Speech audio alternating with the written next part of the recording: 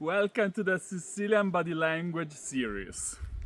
Did you know that Sicilians can say more with their hands and face than with 1,000 words? If you know some Sicilians, ever visit Sicily or have Sicilian roots, you've probably seen some Sicilians, maybe your grandparents, using some unique and funny gestures.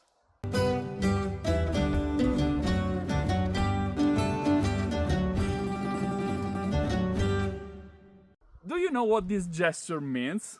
Let us know in the comments. If you don't know the answer, check the first comment. And stay tuned, we'll be back next Monday with another Sicilian Gestures. Love Hugs and kisses. from Sicily! Ciao!